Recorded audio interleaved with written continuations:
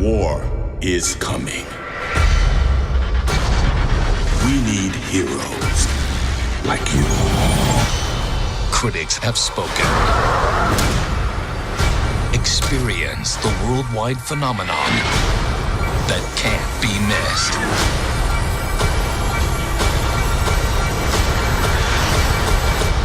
I'm ready.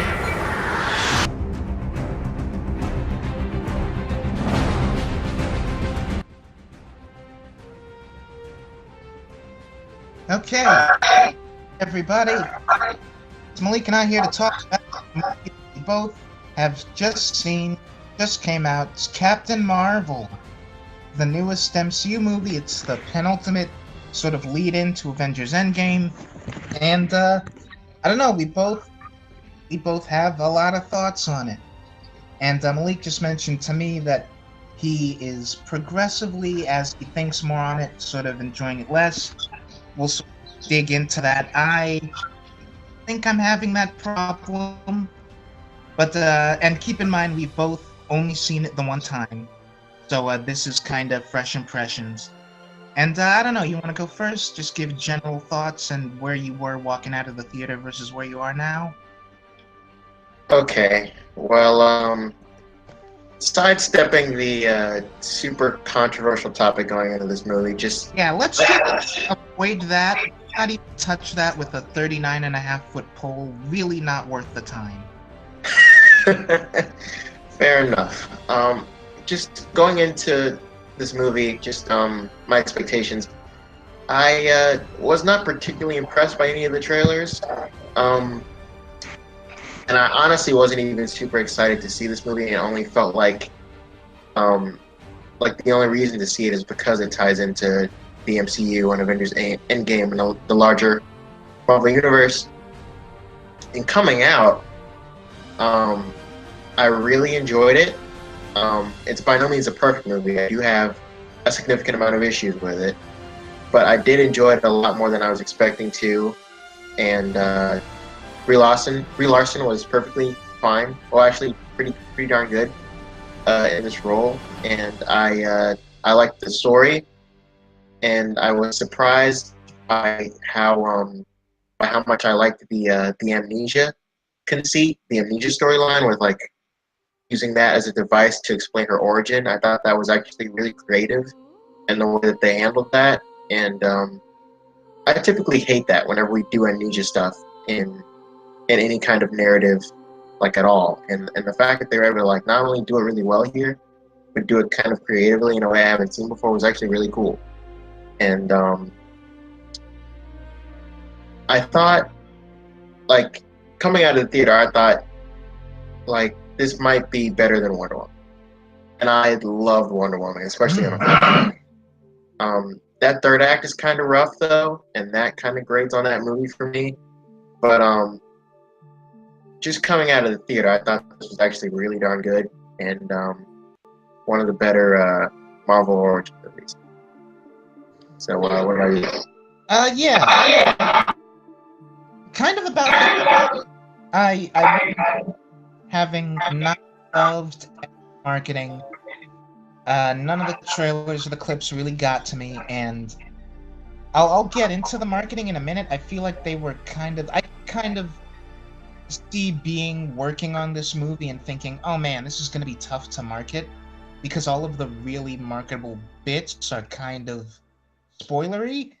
But aside from that, yeah, I wasn't grabbed by any of the trailers. I went into it with, very sort of measured expectations. I'd already heard a lot of reactions going into it, and people seem very split on this movie. Like, I don't think any other MCU movie to this degree has had like such big groups of people who have just fundamentally different viewing experiences with it. But we can get into that later or not, I don't know. But yeah, sitting down with it, I want to say everything up to her getting taken to the Skrull ship kind of had me a little bit apprehensive. It's like, okay, where is this going? I don't quite know if I'm sold on this yet. But as soon as we get to she is like in the Skrull mind machine or whatever, and they're looking through her memories. I really like the way that scene was presented. And then after that, I was pretty much hooked. And the only real problem I have, which isn't even that bad, it's just kind of not what I expect from this franchise, is the action. Like, I feel like the action is a little bit of a letdown.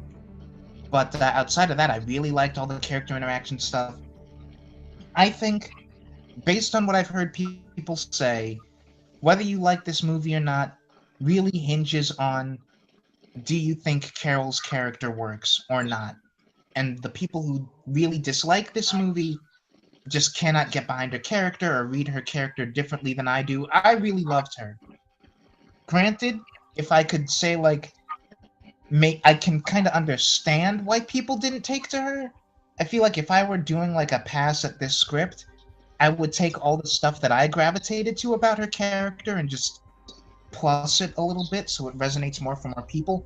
But I really like. If I could stop you right there, sorry to cut you off, but if I could stop you right there, I think the main reason that a lot of the detractors for this movie, and particularly Brie Larson, don't like her portrayal of Captain Marvel is because she doesn't have like a definitive, what's the word I'm looking for? I can't tell you really who this character is at the core because she doesn't even know who she is. She's learning about her origins in this movie, but I can't really tell you much about her as a character, really. Even by the time we get to the end of this movie. I feel like, and we'll get into it. But yeah, I like that. Thinking about around the release of Endgame, doing another sort of ranking the MCU movies video because I haven't really thought much about that since I made the video back around the release of Doctor Strange, and a lot of movies have sort of shifted around in that time. But I feel like this is kind of with Doctor Strange for me. I've seen a lot of people compare it to that movie, and I think it's a good comparison. For me, they're both at a sort of a similar place in my MCU rankings, which is around the middle of the pack, which are still like movies that I really, really like, almost love, but they're outranked by like so many other MCU movies that I think are just flat out spectacular. This isn't there yet. It's got a ways to go before it's spectacular, but I'm gonna see it a second time, and I'm looking forward to it, so that's all the recommendation I think you need. I'm gonna bite the bullet and see it a second time as well. And I really was dead set on not doing that before I saw the movie. I thought I was just gonna see it the whole time and be done with it, and then just wait for Endgame. But I do want to see this one more time, especially because the more and more I think about it, I'm not sure how I feel about the ending. And I do want to get all my big criticisms out of the way, just because I did really enjoy this movie, and I don't want to seem like I'm dogging on it. Yeah. Okay. So that was our thought. Curious to hear about the ending. So like from now, we're like full on spoiler territory. So spoilers, get out. So like specifically, what about the ending would you say bugged you? Well, I know what bugged me about the ending, and it was the eye thing. Do you want to talk about the eye thing first? Well, I want to talk about Samuel Jackson as Nick Fury in this movie and that damn cat in general. Because that's my biggest problem with this movie. Number one, okay, I like Sam Jackson. I like him as Nick Fury. I like him in this role, and I like him in this movie. And he works in this movie, but this movie is an MCU movie in the context of the larger universe. This is really damaging to his character, and retroactively, it's just really dumb. It doesn't make sense. Number one, your point first. Okay, but like for me, it's just really dumb. Like I don't buy, like, with as cynical and hardened as Nick Fury is, the Nick Fury that we've come to know over the past few years. I don't buy that same guy was so cutesy and cuddly towards Cat. Like every time he was, like, being all cutesy with the cat, I was cringing so hard. I didn't like any of those moments. And like the moment with that cat that actually works, and I thought was funny, when it's revealed itself to be an alien and not those guys around and swallowed them and ate them, and when he swallowed the Tesseract, I thought those moments were actually pretty funny. But like anytime he was all cuddly with the cat, no, I don't buy the Nick Fury would do that. And we can get into the eye thing, because that's even worse. Okay, so let me sort of counteract the first part first, because I think we're going to agree mostly on the eye bit. But, see, I don't have a problem with Fury feeling less like his cynical self and then being more sort of like openly emotional and sort of like a warm, fun guy and stuff and like cat stuff or whatever, just because there's so much time between this and Iron Man, where it's like Iron Man is, I guess we're sort of saying it's either yeah, Iron Man, depending on how you want to read the timeline, is set either 13 or 15 years after this movie. And I don't know, a lot can happen in that period of time. And part of this, granted, is me taking stuff outside of these movies and letting that inform my argument. But I look at Agents of S.H.I.E.L.D., the series, where Coulson kind of starts that show, his kind of open, friendly, a little bit of a dork Coulson self that he was in Avengers. And that show is now, it's taken place over a couple of years, 4, 5, 6 years. And in that time, we've seen Coulson turn into a really cynical guy after he's been put in Fury's kind of leadership position. And that's looking after, like, a much smaller, I'd say less, like, sort of hardship-inducing version of S.H.I.E.L.D. This is, like, level 3 field agent Nick Fury. I totally buy that by the time he gets to director, and he's been director of this huge organization for a couple of years, and stuff keeps piling up, I think it makes total sense that in a period of time, he would grow into a way more cynical, less trusting person. I went into this movie expecting that we would see him progress a little bit to that place by the end of this, and was kind of surprised when we didn't, but it didn't really bug me. Okay, the cat stuff still just bothers me. I don't like it. That's didn't bug me, but I can. But more important than that is the eye thing, because that I do think is more damaging to him on a character level. Because you go back to Winter Soldier, and you get that great conversation between him and Steve, and he says, "Last time I trusted someone, I lost an eye." And then to have that put in context, and an alien cat scratches out his eye. Yeah. It's so dumb. It's so dumb.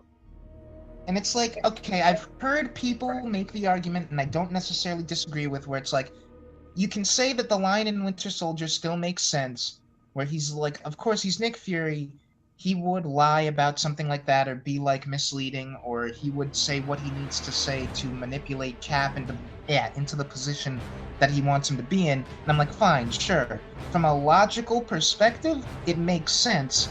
But from a character perspective, like, I don't buy that. I don't think that actually does work, because in that specific scene, like, Nick is trying to convince Cap that he is trustworthy. Is he? Oh, yeah, kind of in a way, because Steve is mad at him for withholding information. I suppose. I think, like, that scene, you can never completely trust anybody. I don't, you shouldn't, that's just part of the job. Well, fair enough, but he says, "Last time I trusted someone, I lost an eye." Yeah. I got the impression from that it's more of he was super close and trusting with someone, and they portrayed him versus a freaking alien cat just scratching out his eye for no reason. Yeah, that's really where the problem lies, is that I feel like it's kind of ironic because this movie is the one that has given Fury the most character stuff to do since, I want to say, Avengers? Or no, actually, yeah, Winter Soldier gives him a lot. So since Winter Soldier, this is the most that Jackson has ever got like meat to chew in this part. And for the most part, I really like what we do with him. But then to take like the one of the big things that he had going for him, which is like, okay, what happened to this guy to make him like this? And we kind of assume that it was tied in with the eye thing, and now we just kind of have to know that it's not. So it's like, on the one hand, I'm fine not knowing what it was that made Fury so cynical, and not having that be part of this movie's story, whatever, I don't need it. But on that same token, I would rather have just not known what happened to the eye. I was just about to say the same thing. Like a weird little... Yeah, I was just about to say the same thing. That's not a question I even needed answered. Seriously, I'd rather never find out, honestly. It wasn't even a problem until they made it a problem with this freaking movie. And like, I trust Kevin Feige, like, knew what he was doing. I want to know, like, who in the room was, like, maybe had reservations about that or decided, it's fine, whatever, let's do it. Because, I don't know, I feel like Feige or somebody, like, Jackson himself, maybe, like, I feel like somebody along the line must have been like, should we really do this? And I really, I don't know, it's such a, because in the context of this movie, it's such a negligible thing. But in the context of the wider universe and what we know about this character, it's such a bothersome little thing. This is one of the few moments where it's like having a connected universe is can kind of be a detriment sometimes, you know? Where it's like, if you just sit down and watch Captain Marvel as Captain Marvel, like forgetting the post-credit scenes or whatever, then it's like, oh, he got his eye scratched out by the cat, nah. But, like, taking this movie in a wider context, it becomes a real weird, bad, dumb decision. It's like, why would you do that? Yeah, it baffles me that, like, this was okayed and that they just put it in this movie. Really weird. Really weird. And another thing about this being interconnected that is also kind of a detriment, like with it being tied into the larger MCU. Why has Nick never called Captain Marvel until the point where everyone starts dusting? Like, the Ultron event in Sokovia wasn't a big enough deal. And he was there for that. The incident with the first Avengers movie, like aliens coming down again, the first time wasn't a big deal. And in Avengers, To be fair, he acts like. Oh, I'm sorry. Go ahead, Nick. Go ahead. I was just gonna say, we end this movie with he's like, okay, I need to find some more people like this because Carol's not always gonna be around for me to just drag back to Earth whenever it's convenient. So it's like, by the time we get into Avengers, I think he's like, I've got Iron Man, I've maybe got Hulk, we just found Captain America, and I've got some good, like, field agents under me. We can maybe make this work. I could see, like, if the battle for New York starts to go, like, bad, then he pages her, because then it's, like, emergency, but the Avengers, for the most part, have stuff covered. Alright, that's fair. I guess that's okay. Especially, like, the Sokovia example. By the time he arrives at Sokovia, they've kind of already, like, figured out how to save the Earth. So, like, the Earth is not at stake by the time that technically Fury shows that's up. not really true, because there's still dozens and dozens of civilians, like, still on that meteor, and they don't have a way to get them off. That's why he shows up. Fury shows up to help with the population of Sokovia, but, like, I feel like he would call Carol if it's like, we can't even stop the meteor from coming down, but they found a way to do that by that point. Okay, yeah, that makes sense. So yeah, that doesn't bother me so much. Um, okay. Now that we've talked about the whole eye thing, let's get into this ending. So, Okay, yeah, what for you? do you remember the name of Jude Law's character? That's like training. What's his name? Jan Rog. Okay. Well, I'm just gonna call him Jude Law for the sake of this conversation. So Jude Law, um, so Jude Law, we get the little training scene with him and Carol at the beginning of the movie, and we set up the whole don't use your blasts like all the time, like focus on trying to just fight by yourself and not relying on your abilities. And then we kind of pay that off at the end of the movie, and she's just like, I don't need to prove anything to you, and just blasts him anyway. I can't decide if that's a problem or not the more I think about it. Because when we get to the end of this movie, when we get to the end of this movie and she's able to take the device off and just use her powers without any kind of assistance, it does kind of feel like a Mary Sue scene. Like she's able to just take down everyone free of, like, with no kind of struggle or hardship whatsoever. She's just able to fight all of her ex friends, which, by the way, those people that she works with at the beginning of the movie, they're worse than the Warriors 3. Or the whatever the name is of the people that help Thor whenever he's doing missions, like, outside of Asgard. But, like... I have a lot to say about that. Thing.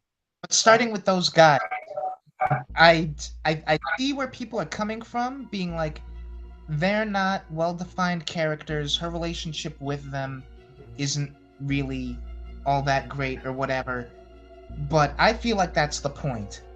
Because as we find out, they're all, like, the Kree are just, like, really bad guys, and they're the villains, and I feel like, with the exception of Jan Rog, who's, like, deliberately manipulating her, he's the one who found her, he's the one who took her in, and he's kind of, like, keeping an eye on her. I think we're not supposed to get the sense that her relationship with them is in any way, like, personal, or like they have a connection, or even that they're really, like, well-defined three-dimensional characters. Like, she even makes a point with one of them, which is like, you knew the whole time. Is that why we never hung out? And she's just like, no, I just never liked you. It's like, I don't know. I feel like outside of this movie, like, you rewind Carol's, like, years on the Kree planet, I don't think that they are actually friends. I think she thinks of them as friends, maybe, but they're not good people. They don't really care about her, and so I don't think it's a mistake that the movie doesn't try to, like, set up that kind of relationship. Okay, but that's a little problematic for me in terms of Carol as a character then, because she's kind of your typical, like, spunky, funny, kind of dry-witted, protagonist, and I don't really know where that comes from if everyone else on her Kree team is as stoic and, kind of non-emotional as they appear to be, with just what little time we spend with them. Well, I don't really know where that comes from. If she has no memory and she's only been around them since, that's true. Oh, sometimes, especially, I don't really know the life precedent. I kind of a thing just with amnesiac characters, which is like, they don't remember details about their life, but there's still just kind of a core personality that's inherent to them that just kind of comes to them naturally. I don't know. I've seen that with enough amnesia stuff to where I just kind of take it as a given at this point. Fair enough. did you have a, I don't know, I guess a problem with that scene? Because when you look at Iron Man, right, he goes into that final battle using an arc reactor that's not designed for his advanced suit. He's kind of the underdog in that fight. With the ending of Black Panther, he has to make himself vulnerable to make Killmonger vulnerable so he can get in and stab him. And with Ant-Man, he has to shrink and get inside of Yellow Jacket's suit, et cetera, et cetera. But she doesn't have to really overcome any major adversity in that final fight. She just kind of beats everyone.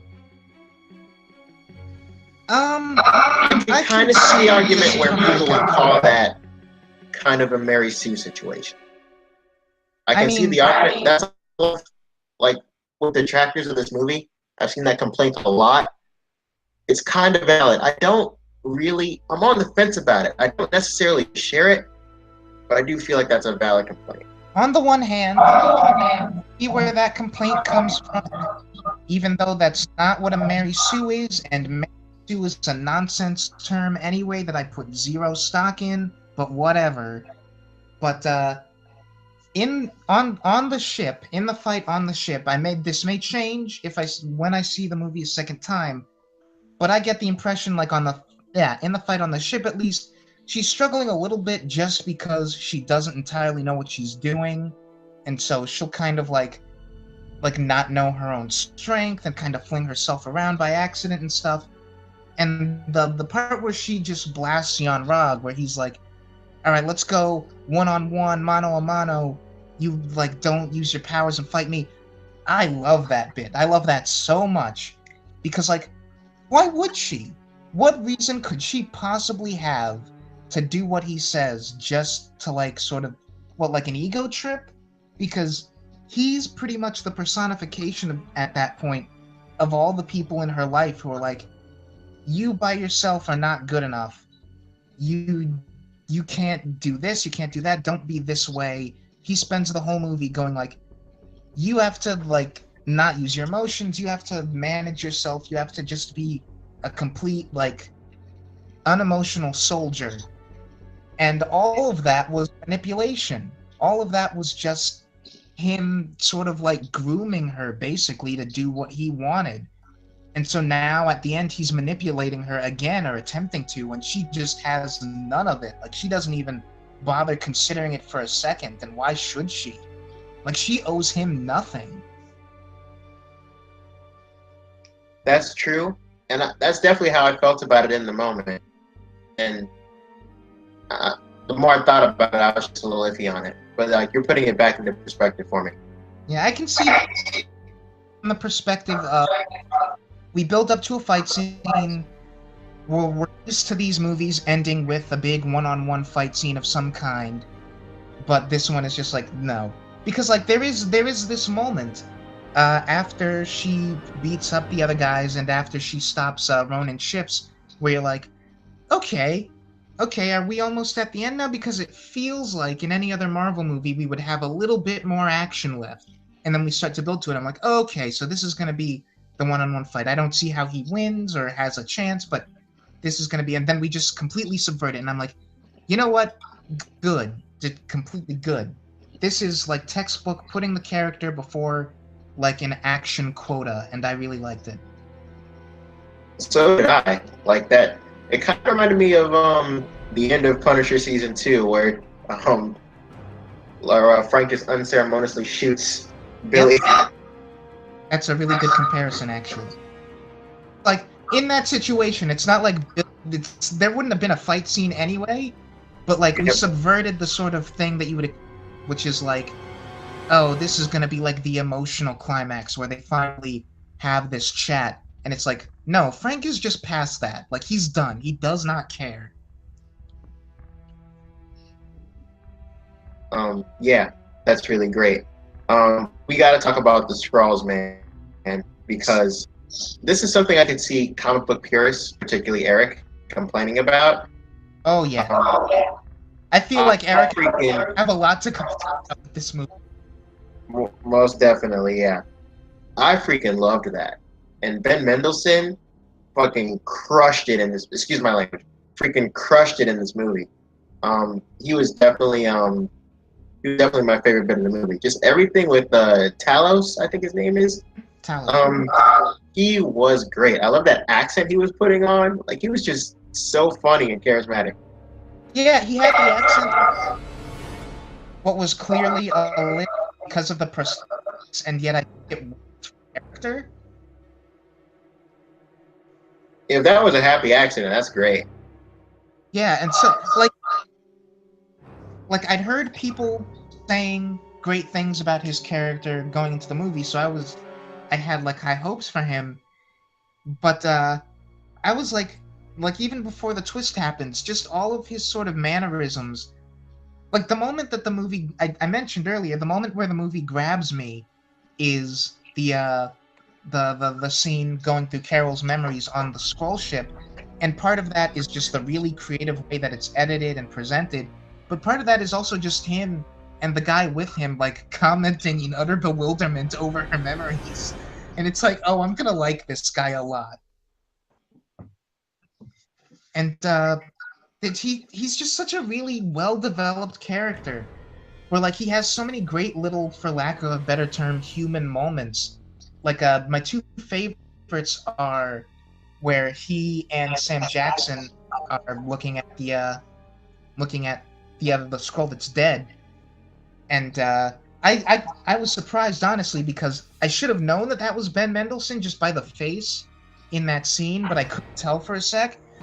But then he leans down to the thing after they both just decided to check out its junk, and he leans down, and suddenly we go from a kind of comedic scene to that character being very heartfelt and serious and like, I'm sorry that this had to happen. I'll see you in the afterlife, my friend. And it's like, oh man, and like that turn serves a really good like double purpose because it humanizes him and it lets you know that he has some sympathy to him. And also, it's a real oh no moment because everyone in my theater, as soon as he said that, was like, oh no, now he's got like a position of power at S.H.I.E.L.D. and stuff. It's like, what's gonna happen?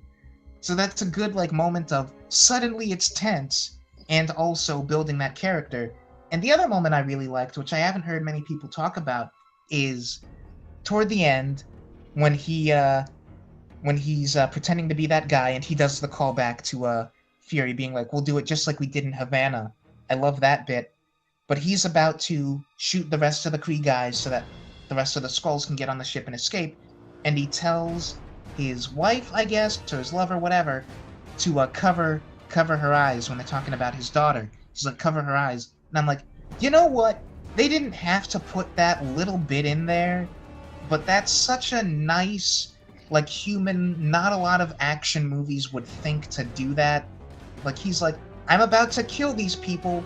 I'm about to do something really horrible. I don't want my child to see it. Make sure she can't see me do this. It's like, I could see someone doing that scene where he doesn't say that and he just shoots them and they just go and nothing happens. But that's such a little nice, humanizing, deepening moment for that character, and I really like it. I do too, man. I was shocked, genuinely shocked that whole twist happened, like, pretty much in the middle of the movie, and we just kept going, and I was like, so the Skrulls are not the villains of this movie, really? I know, right? But I was just... shows up at the house, and they... like, that's a great, like, whole dialogue between him and Carol and Fury and Maria. Like, that whole four-way back and forth in her living room is great. But, what I was expecting was, he's like, just help me decode these things and then we'll get out of your hair. I was expecting there to be like a double cross or something. But then it's like, no, he was totally being honest. And as we find out, I wasn't sold on anything with him until we get back to Carol's memory and Yangrok shows up and he's the one with the blaster. And I'm like, oh, that's brilliant. Like, that's so great. That's such a well-handled twist. And, like, I don't know, it's... And, okay, this is actually good because Movie Bob on Twitter made kind of an interesting comparison where he said that this movie kind of begins as Star Wars and sort of becomes like a buddy cop thing in the middle and then ends as Star Trek. And I'm like, that's actually a really good comparison. Like, the twist of realizing that the Skrulls are not the bad guys is when this goes from like a Star Wars conflict to a Star Trek conflict, where it's not, we're part of a big intergalactic war and we've got to fight the bad guys. It's, we have to get this like big tribe of refugees somewhere safe, and maybe we have to question authority and stuff. And it's like, I appreciate how small scale this conflict ultimately ended up being, where it's like you see the trailers and stuff and you think, okay, it's going to be another the whole world or the whole universe is at stake thing. And really it's like, no, we just got to save this tribe of people. And it's, I don't know, it's really good. It's really good. It's so good. Everything about this twist is the best. It is really good. But I gotta say, this isn't a criticism. It's just something I'm genuinely fascinated and curious about. I am curious to see if Marvel ever attempts. Well, I mean, they introduced the Skrulls in this movie, so you gotta imagine they'll do it. But they didn't present them as bad guys. So, how do they do Secret Invasion? See, I'm really curious about that. See, this is just me speaking solely for myself. I consider not Secret Invasion like a bullet dodged, because I was never really looking forward to the prospect of doing that story.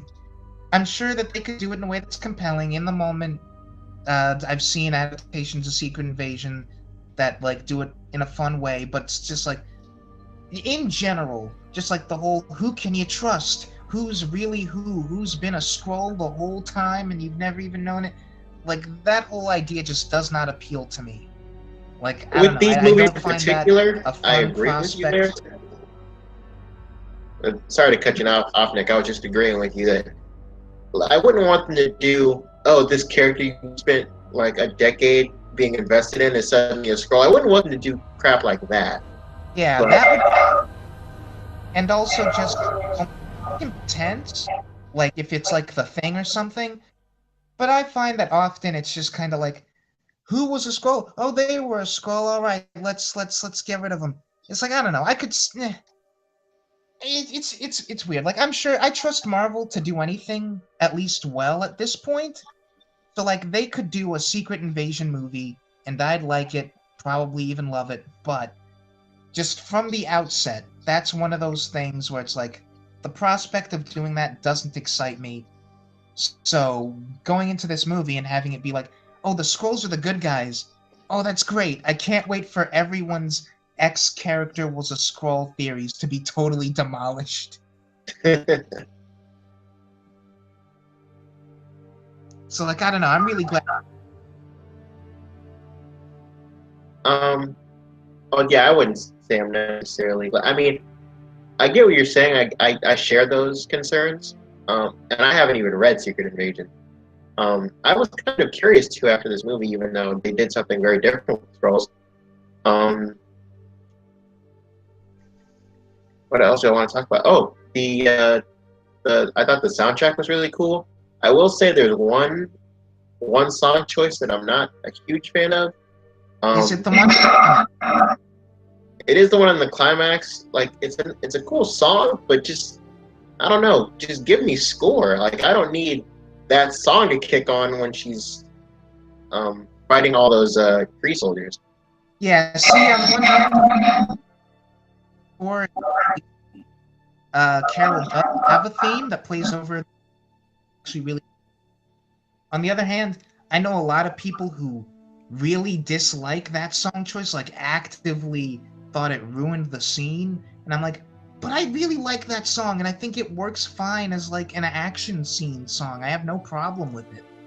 Like, it's not the choice I would have made, but I don't mind it. Yeah, that's fair. Do you think they laid it on a little too thick with all the 90s references? Because that's also a pretty big complaint I've heard from people. And lately, every movie just can't get away from the 80s. And this time we did 90s, so I didn't feel any of it was too glaring to me, especially because I haven't seen 90s nostalgia all that much. Because, pop culture is so obsessed with the 80s these days. Yeah. Frankly, I thought it was nice. Like, none of it was obtrusive.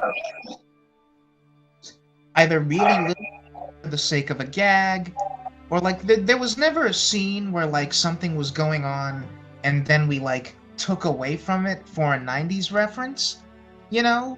where it's like they've got what is it? They've got Nerf guns and they've got pinball machines and stuff in the in Marvel's ship. And so like Minerva, the blue lady, tries to shoot her with one of the guns and it's a Nerf gun. It's like that's a nice little moment. I like that. That was But hilarious. outside of that, it's more Our theater erupted with laughter. yeah, when that was hit. great. But yeah, it's all like at worst harmless jokes, I think. And just, having to take place here for like character and story reasons. So I liked it. I How did will you- say this, like Yeah. in regards to the humor in general, I think pretty much all of it worked. There wasn't a single gag that I didn't laugh at, with the exception of the stupid eye thing and the cutesy Nick Fury cat moments. Until the cat revealed that it was an alien. I laughed at that because that was actually pretty awesome. Yeah. How did you feel sing? Because I find this interesting where the people are torn on this movie, and from what I've seen, the people who dislike it more are the ones who enjoyed the sort of first 15-20 minutes the most, whereas the people who overall like the movie more are the ones who feel like it picks up more once she lands on Earth. I feel like it immediately grabs me when she's on the scroll ship, but I feel like everything up until Carol lands on Earth is almost like not even Act 1, it's almost like extended prologue. Like, I could see any other Marvel movie taking the first 15-20 minutes of this one and truncating it to the point that, like, her landing on Earth is where we do, like, the title or, like, the MCU opening sequence. And what really bothers me is that we almost never do that anymore with these movies. Maybe they feel like that's wasting runtime, but I really miss like getting an opening credits or at the very least an opening title at the beginning of the movie. Which We by never the do way, that. we should have opened with this. Thank you, Stanley opening sequence. Amazing. Just perfect. I had to wipe real tears from my eyes like a fanboy. But I'm glad they had it there. Yes. But yeah, I agree with I did that more. Because like whenever we do it, it's always so much fun. Like again, I would have done this similar to what we did with Guardians of the Galaxy, where that movie has a prologue, opening sequence. We have a little bit of a scene, and then title, Guardians of the Galaxy, in big, bold letters. What I would have done in this movie is I would have had it play out exactly the same, but like as she falls to Earth, Captain Marvel, and then transition from the title to she falls Her falling into into the blockbuster. yeah. I think that would have been cool, man. Like I don't understand why Marvel just stopped doing that. I mean, we gave one to Infinity War because it's our big tentpole out of all these movies. But like, I don't know, just start giving them titles. That bothers me. I'm trying to think where we do it because we also Volume 2. We did it with Ragnarok. I like how we did it there, where again, it's just Yeah, that was awesome. Yeah, take the formula of how they do it and keep doing it, where it's like Do it and we have find sort a of way like to our execute. extended sequence of I was just gonna say, like, find a way to execute it in scene. Like, yeah. go It's ahead, like- Nick. The way they do it is always so good because it's always here's our prologue establishing our character in their character or characters in their element. Something happens, like we have a short break from the action, title, and then keep going like nothing happened. Like it's really flowing and natural and it's a nice way to sort of like segment the movie as like prologue, act one. It's like, I don't know, I really like the way that that sort of flows. And I kind of like that this movie's prologue bit feels extended compared to the rest of them. The pacing for this movie feels really unique next to other origin stories, I think. I would definitely agree with that. I was never bored, and like, I think the big break in status quo is her getting captured by the Kree. Mm-hmm. That's our first act plot point. Mm. And yeah, like I was never bored, yet this felt a little bit more sort of like deliberate than a lot of these movies tend to be.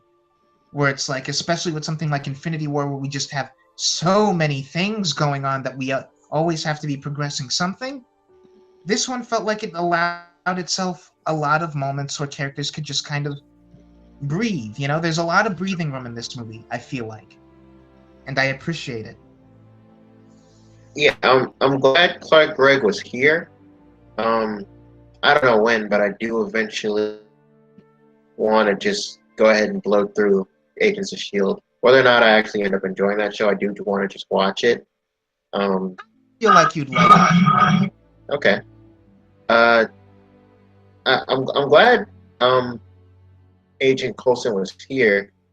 Don't know if he really needed to be here, but I'm glad he was here finally.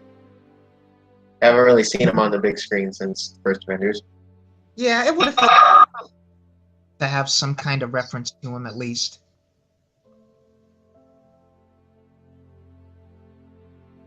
Is there any other big points you want?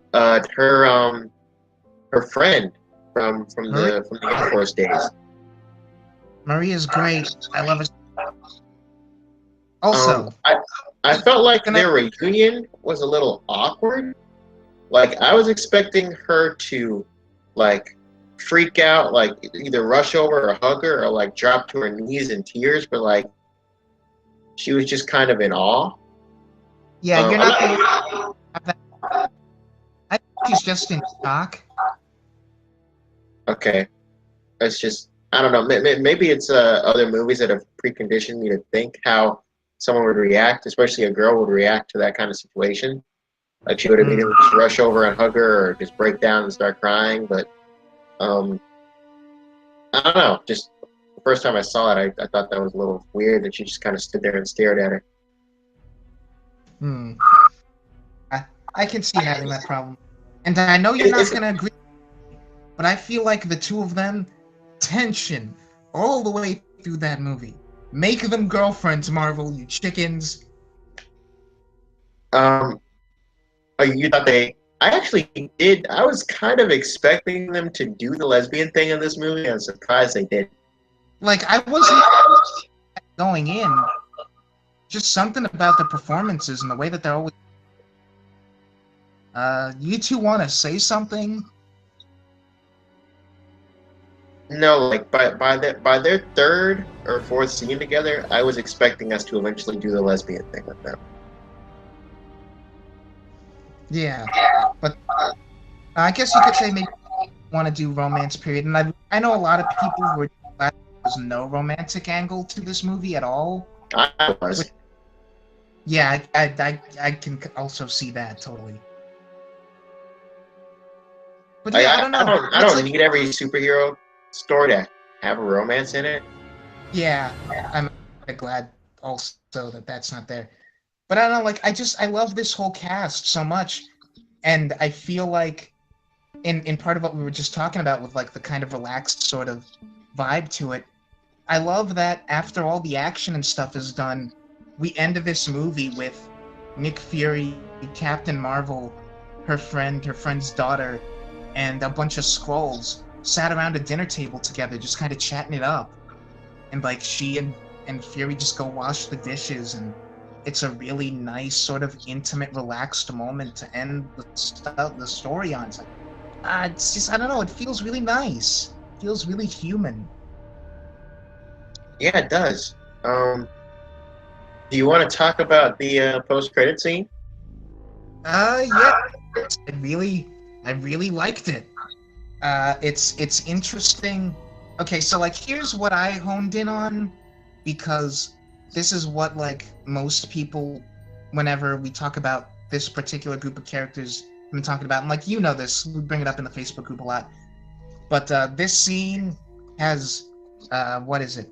Helped my hope that maybe Bruce Banner will stop being a weirdo in Endgame. He- like, I'm fine with him being a weirdo in Infinity War and Ragnarok because of the context, but I'm like, okay, now that like we're past this sort of stretch of time, I'm ready for him to like be normal again. And he doesn't get a lot of dialogue in this scene, but like what he does have is very low key, and he seems like he's in control of himself again, and I appreciate that. And Yeah, he feels like he's back to being a scientist. yeah, he feels like he's able to like take stuff more seriously now, or like not, because the problem was never not him taking stuff seriously. It feels like the scene is taking him seriously. And it felt like, I'm not gonna say this movie turned me into a Captain Marvel fan, because it kind of didn't. I did really enjoy the movie, but like, even though like I'm not super enraptured by this version of Captain Marvel as a character, I did come to like her, and it was exciting just to see her show up and be like, "Where's Fury?" Yeah, a little bit more just about like her character. People just did not take to her at all. Some people don't even think she has a character. But I don't know, I really like her.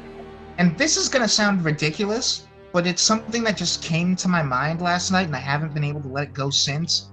But Carol in this movie almost reminds me of like Bugs Bunny. Where like, she has this really kind of jovial, just poking fun at people all the time sense of humor. And like, they can be in on the gag, they can react positively or negatively, but she's got kind of like a trickster vibe to her, and I really like that. And I don't know, I'm sort of with you there, where like I'm not enraptured with her yet, but I have again a very similar thing with her that I had with Stephen Strange coming out of his movie, which is that I like this guy, I want to see more. So like, I get the feeling that Carol is going to have a similar impact on audiences in Endgame as Strange did in Infinity War, where everyone came out of Doctor Strange being like, that was a good movie. I like that character. I wouldn't call myself a Doctor Strange fan, but I like this take by this actor. I could say I'm a fan of MCU Doctor Strange.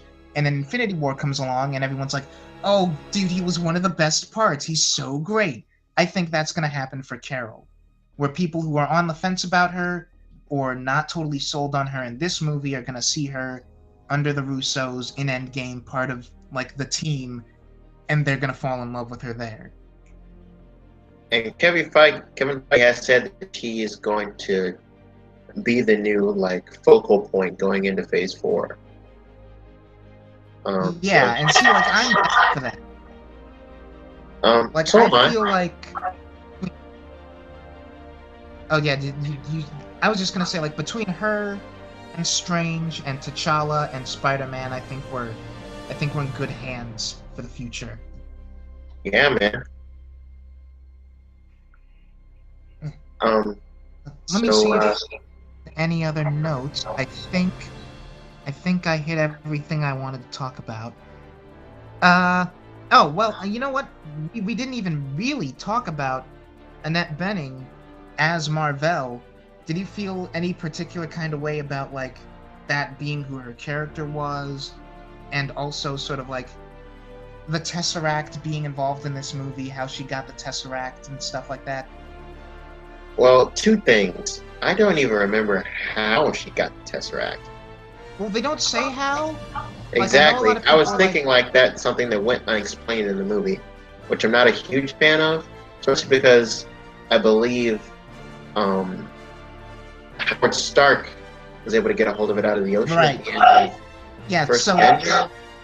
don't take this with a grain of salt, because I don't know this for sure. Yeah, for sure. I would have to go back and watch the movie to make sure that this is like legit. But we do see Howard get the Tesseract at the end of the first Avenger, and it would make sense that, like, Peggy found S.H.I.E.L.D., Howard helps with that, the Tesseract would be in S.H.I.E.L.D. custody, Mar-Vell works in tandem with S.H.I.E.L.D., she would get it transferred over to her somehow. We can infer that. Someone mentioned that at some point in Iron Man 2, we get some kind of indication that Howard worked with the Pegasus program, which is what Mar-Vell was doing in this movie. So, like, I don't know, that feels like it could just be made up. I would have to go back and watch Iron Man 2, but if that's the case, then that's a really cool little happy accident. That's interesting. No, I didn't feel any particular way about her, especially because we're seeing a facade of her through, like, this weird kind of matrixy illusionscape that all the Kree connect with and talk to. Like, I thought the action was fine, but I was kind of indifferent towards Mar-Vell. Yeah, like I just get the feeling that there's people mad that because they went expecting Jude Law to be Mar-Vell or something.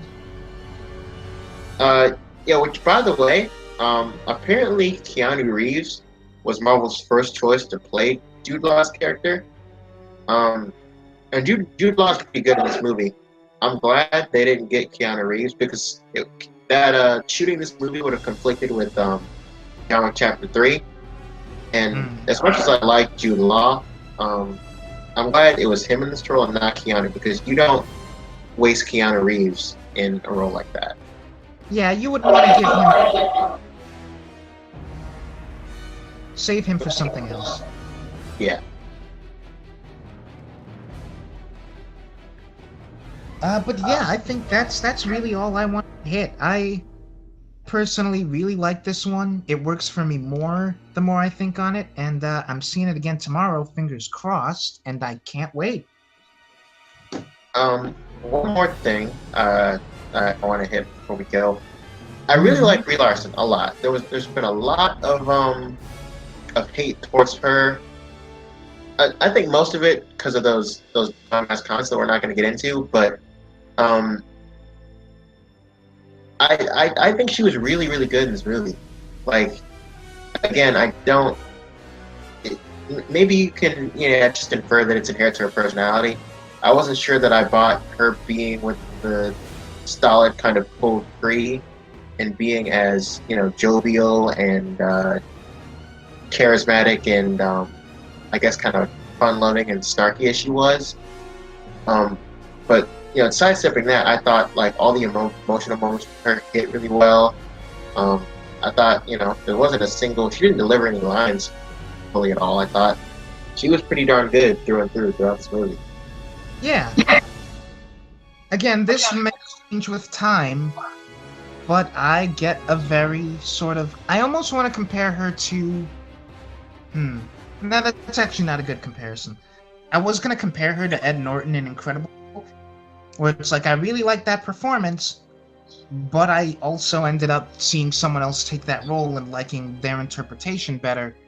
And it's like, I saw someone say, and I agreed with this, where it's like, I could see someone else playing this role and doing just as well, whereas I can't see that for Robert Downey Jr. or Chris Evans or Chadwick Boseman as T'Challa and stuff like that. But yeah, again, that might change as I rewatch this movie. That might change as we see her play the character more and grow into the role more in future stories. So yeah, I don't know. I'm excited to see more of Carol Danvers.